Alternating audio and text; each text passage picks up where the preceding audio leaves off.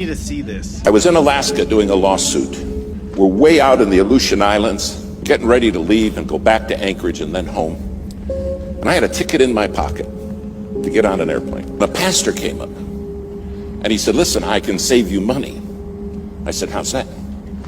He said, "I flew a small airplane up here. And I can take you in my little airplane and you can save your ticket." And this did not sound. I said, "Gee, thank you so very, very much. But I've got this ticket. We'll just make our way on home, me and this other lawyer with me." He said, no, you gotta do it, you gotta do it. And against every better judgment I had, I said, okay. Well, we went out to the airport, took us by his little plane, and I looked at it, and I thought, well, one good thing, it's shiny. Then he walked around it. We got in. He's on the left front, I'm on the right front. The other lawyer's sitting right behind me. And he started it up, and it started up just fine. Well, we taxied out. I said, should we pray? He said, yeah, that's a good idea. We normally don't. I said, well, this time we're gonna. And I'm telling you, I prayed 8 minutes. I prayed a long time. We went and got on the runway. He starts down the runway. The plane lifted off ever so gently, and we start climbing. And it's wonderful. Not a problem in the world. We started climbing, and we flew probably 3-4 minutes. And something happened that will never leave my mind. The pilot turned to me and he said, "We're going in the clouds and I can't fly in clouds. They make me pass out." I said, "Clouds make you do what?" Now, it's been cloudy all day. And we go right up into the clouds and you can't see anything.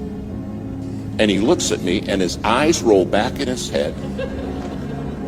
And he starts mumbling and he passes out. Passed out cold. Now, I grabbed him and I shook him and I said, "Come on, you gotta wake up so I can kill you." Now, we're in the clouds flying along with no pilot. And my friend in the back seat said, "We're dead, aren't we?" I said, "There's a very good chance of that, yes." He said, "What are we gonna do?" I said, "I don't know."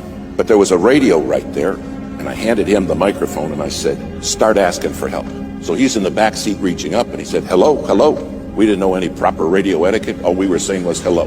And somebody answered back, "Hello, hello. Don't you guys know proper radio etiquette?" And I said, "Give it to me." I said, "We don't know nothing. Tell them we're in an airplane with a passed out pilot and we don't know how to fly this plane." The guy said, "I'm a freighter flying out of Anchorage on the way to Tokyo." And he said, "You're telling me you have nobody who can fly that plane with you?" I said, "Tell him that's correct." Now you gotta understand, I am sweating bullets. He said, "The first thing I'm gonna do is start circling so I don't lose you, because I'll fly out of range of your radio and you won't have me anymore." And he said, "I'm gonna get Anchorage Emergency for you. And Anchorage Emergency will be the people that can maybe help you. Try to save your life." After about 5 minutes, Anchorage came on, said, "We understand you have a passed out pilot. And those of you do not know how to fly that plane." We said, "That's right."